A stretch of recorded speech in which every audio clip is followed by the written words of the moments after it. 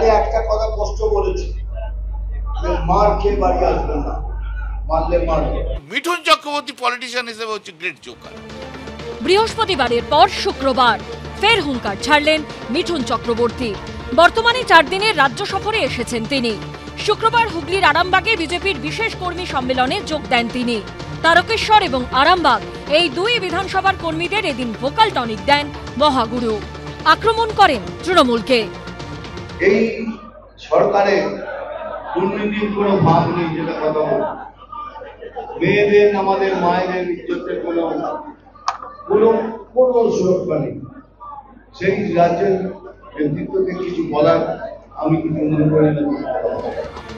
এর আগে বৃহস্পতিবার ভোটার তালিকায় বিশেষ সংশোধন নিয়ে তৃণমূলকে আক্রমণ করতে গিয়ে কার্যত ভবিষ্যৎ দ্রষ্টার ভূমিকায় দেখা গেছিল মিঠুন চক্রবর্তীকে।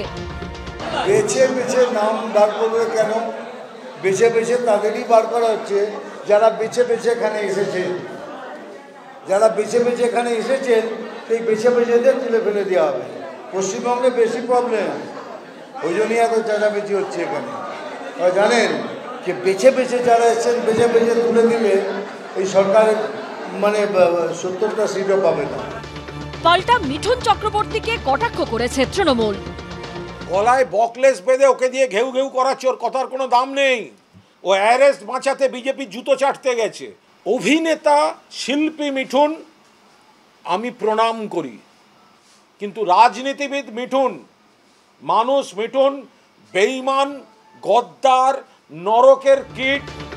সিপিএম নেতা সুভাষ চক্রবর্তীর সঙ্গে মিঠুন চক্রবর্তীর অত্যন্ত সুসম্পর্ক ছিল।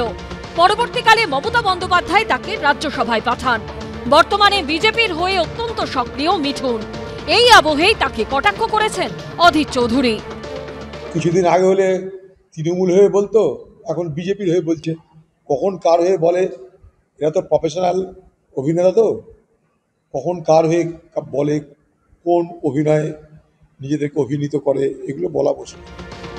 সন্ধে দমদমে বিজেপির সাংগঠনিক বৈঠকে যোগ দেন মিঠুন চক্রবর্তী।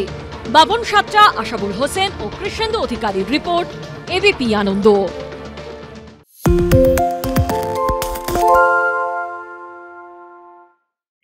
সত্য অন্তহীন, সত্যের খোঁজও তাই, সত্য সন্ধানে তাই আমরা অক্লান্ত, অকুতভয়। এবিপি আনন্দ নতুন ভাবনার প্রতীক, যা মনে মুক্ত, তথ্যে যুক্ত এবং যাবতীয় সীমানার বাঁধন থেকে মুক্ত।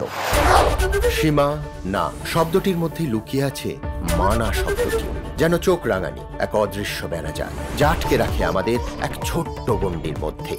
একমাত্র সঠিক খবরই গড়ে তুলবে এক মুক্ত সমাজ। সেই জগৎ গড়ার লক্ষ্যে কোনো সীমানার ঠুকুটি আমরা মানব না। এবিপি আনন্দ এগিয়ে থাকে, এগিয়ে রাখে।